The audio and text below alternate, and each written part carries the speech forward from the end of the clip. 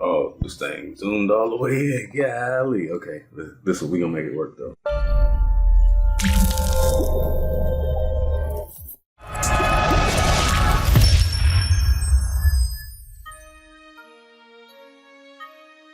Greetings, everyone.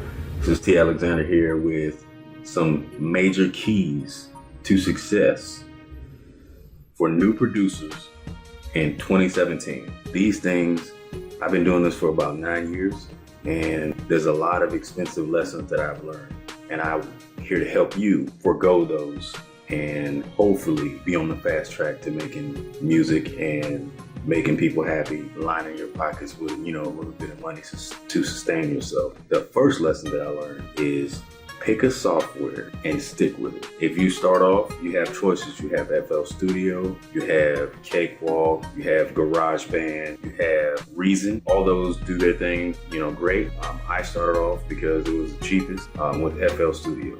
FL Studio is excellent for beginners and pro. I would recommend go that route, but Reason also has its benefits as well. The reason why I say pick a software and stick with it is because it takes time to learn. And you see somebody else using Reason, for example, and they said, yeah, I got placements with Reason and all this other stuff. Don't jump the bandwagon and join the other software and you haven't even mastered the software that you paid for. That happened to me. I had FL Studio. I was getting pretty decent at it. I seen some people using Reason and I was like, I like Reason. I went and paid for that and I messed with it. I was, pretty good with it, but I ended up going back to FL Studio because I was the most comfortable. I felt my best work came from FL Studio. Find a software and stick with it. Number two, the second tip that I have for you is master your craft. If you want to be in this game, then be all the way in it. There's a saying, at least put 10,000 hours in your craft, and then things will start to go for you.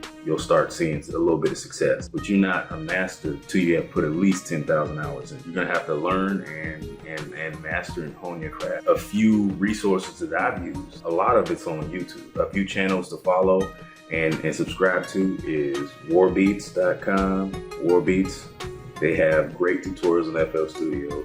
Today's Beats, he has great tutorials on FL Studio and Reason. BusyWorks Beats, they can tell you everything. All three of those guys will work on music theory. If you learn music theory and you learn how chord progressions work and the cycle of fifths and etc., things like of that nature, you will exponentially increase the quality of your music, especially if you're just starting. So delve into those things. Those will help you create better quality music. The third tip that I have, expensive tip you should heed by, is back up your file. Backing up your files is extremely important. If you talk to many producers or artists, every one of them almost will have a story about how, man, I had a gang of beats or I had a gang of songs and I lost them because my file crashed. At least have one backup copy. I'll venture to say have two. Have them on an external drive and maybe have them in the cloud, depending on how you feel about your intellectual property. So those are the three tips that I have. If you want this material in further detail, you can go to an article that I have. It'll be in the link below. Also, if you didn't catch everything I said and you want to be able to read and have more intricate detail in these tips, go ahead, follow the link to the article below, and I'll have it laid out with links and everything to these resources. Thank you for watching. There'll be more to follow, basically. Major keys. Get it? Major, no? Okay. All right.